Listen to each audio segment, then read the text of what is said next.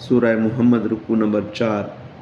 जिन जे दिलनि में बीमारी आहे तिन भाइयों आहे छा त अल्लाह संदन वेर कॾहिं पधिरा न कंदो, ऐं जेकॾहिं घुरूं हा त उहे तोखे ॾेखारियूं हा पोइ संदन चहिरनि मां खेनि सुञाणी हा, ऐं ज़रूरु खेनि ॻाल्हाइण जे ढंग मां मालूम कंदे, ऐं अलाह अव्हां जा करतूत ॼाणंदो आहे। ऐं ज़रूरु अव्हां खे परखींदासूं त अव्हां मां मुजाहिदनि ऐं साबिरनि खे मालूम करियूं ऐं अव्हां जा अहवाल जाचूं। बेशक जिन कुफ़्र कयो ऐं अल्लाह जे वाट खां झलियो ऐं खेनि हिदायत पधिरी थी, तंहिंखां पोइ पैगंबर जी मुखालिफ़त कयाऊं से अल्लाह जो कुझु नुक़सान न कंदा, ऐं अल्लाह संदन अमल सिघो ई चट कंदो।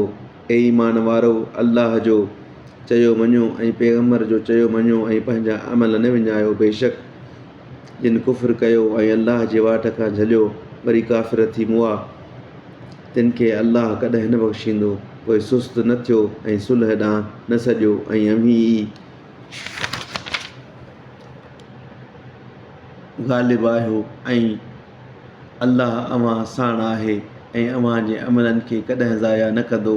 दुनिया जी हयाती त रुगो रांदि ऐं तमाशो आहे, ऐं जेकॾहिं ईमान आणींदव ऐं परहेज़गारी कंदव त अव्हां जो अजुर अव्हां खे ॾींदो, ऐं अव्हां खां अव्हां जो सभु माल न घुरंदो।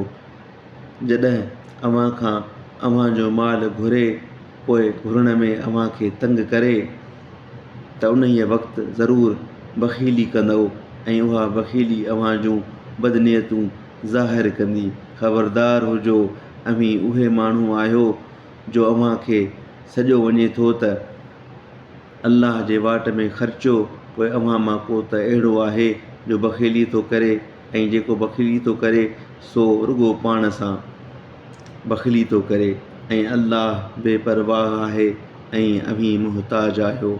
ऐं जेकॾहिं मुंहुं मोड़ींदव त अव्हां खां सवाइ ॿिए कंहिं क़ौम खे मटाए आणींदासूं, पोइ उहे अव्हां जहिड़ा न हूंदा।